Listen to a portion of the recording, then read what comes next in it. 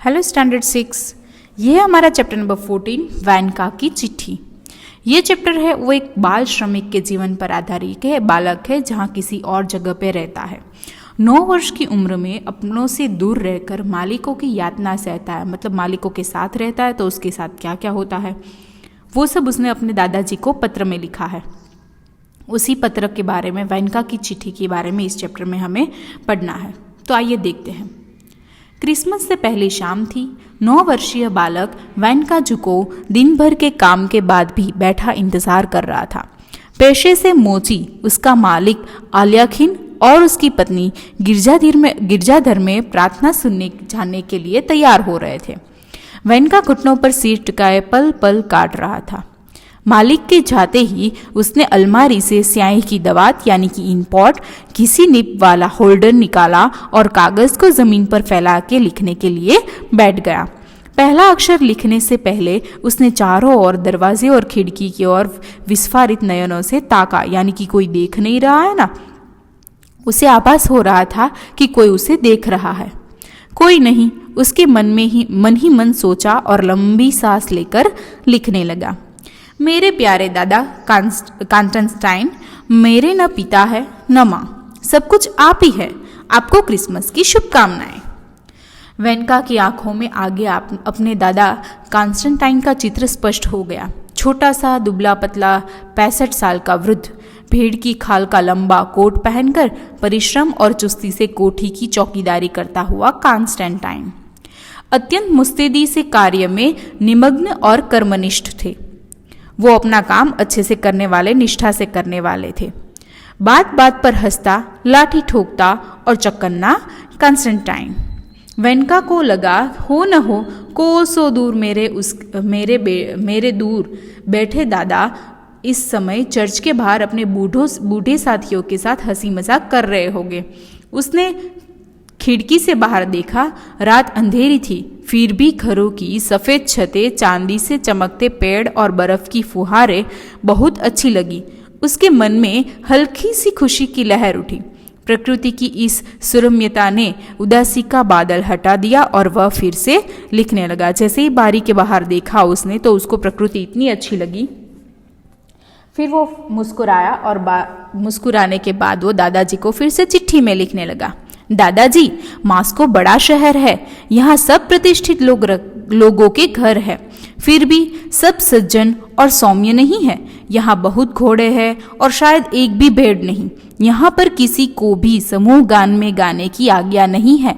यहाँ बच्चे वायलिन लेकर दिन भर घूमते हैं। खाने को सुबह शाम थोड़ी सी रोटी मिलती है।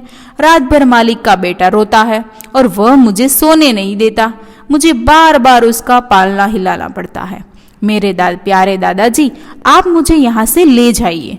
दादाजी, यहाँ मेरी उम्र के बच्चे सुबह सुबह बस्ते लेकर लटाकर स्कूल जाते हैं। उसकी माँ उन्हें दूर तक जाते हुए देखती है। उनके बस्तों में रंगीन किताबें होती है। मेरी मालकिन भी अपने लाडले के लिए चित्रों वाली कई सारी किताबें लाई है। आप जब मुझे ले जाएंगे तो मैं भी स्कूल जाऊंगा। काश मेरी माँ होती जो मुझे स्कूल जाते हुए देखती, मेरा भी काया पलट हो जाता।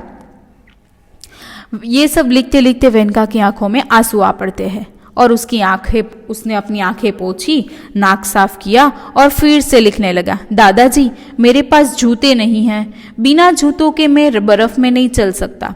मैं गांव आ जाना चाहता हूँ पर रास्ता नहीं पता। आप मुझे ले जाइए। मैं आपकी सब बात मानूंगा। आपके लिए शोरबा बना दूंगा।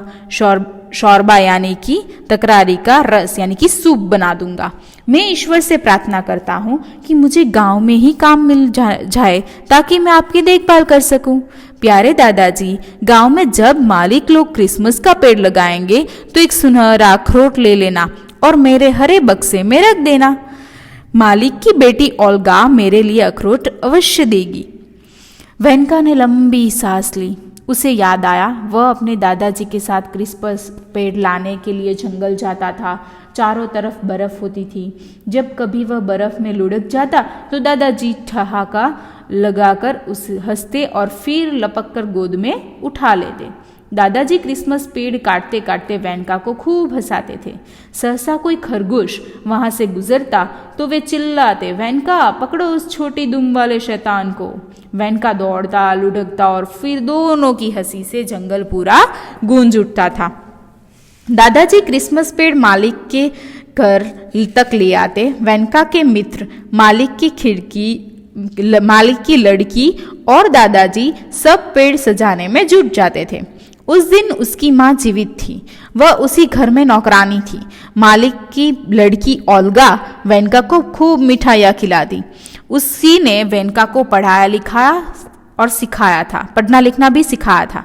जब माँ न रही तो दादाजी ने उसे मॉस्को आल्याखिन के पास भेज दिया। जब उसकी माँ गुजर गई तो उसको मॉस्को भेज दिया, आल्याखिन के पास।